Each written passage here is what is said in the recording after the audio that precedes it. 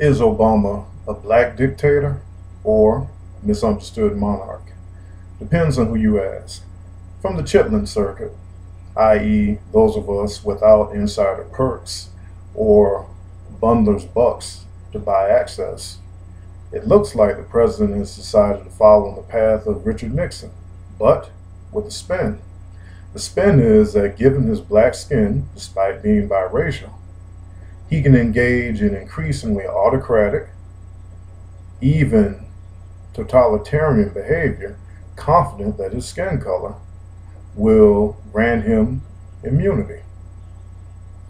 In the American black community, he will face very few questioners because, for the most part, they have accepted his rule without question and exception. When Richard Nixon tried this, he had to end up packing up his bags and going home. Is it too much to ask that the same be applied to this particular president? NDAA, started by Bush, continued by Obama. The NSA and IRS scandals. We can argue whether any previous presidents engaged in this. History shows that previous ones have. But he's the man who's in the White House now. So he is the person who has to answer for these actions. Is it too much to ask that the same standard again that Richard Nixon rose and fell under be applied to this president? If President Obama wants himself to be perceived as a misunderstood monarch, then perhaps he should spend some time trying to provide fall guys for these particular programs which have come to light. Once upon a time, American blacks found themselves to be the most spied upon segment of the American population. White men who chose the dictatorial route, like J. Edgar Hoover and others, despite concerns about communism and encroaching foreign influences, still chose to target mostly peaceful, mostly lawful activists who were not engaged in any type of criminal nor seditious activity. Press fast forward to the 21st century, and the same unpleasant circumstances are unfolding before our eyes.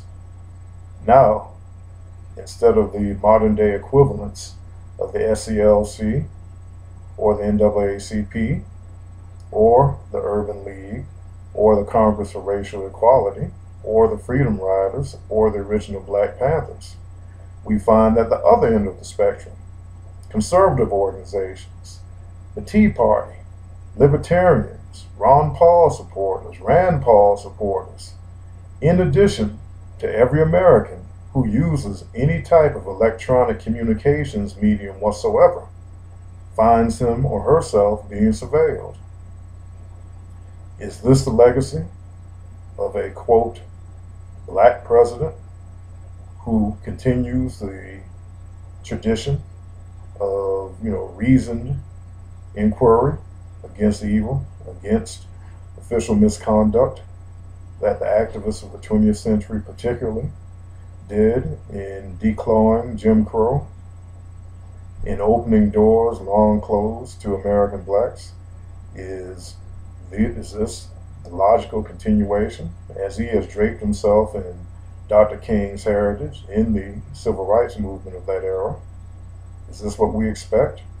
That you go beyond J. Edgar Hoover, that you go beyond Lyndon Baines Johnson and John F. Kennedy and Richard Nixon at their worst in political spying? Is President Obama a black dictator or a misunderstood monarch? Right now, he looks like a black dictator. And it's up to him, of course, to change that.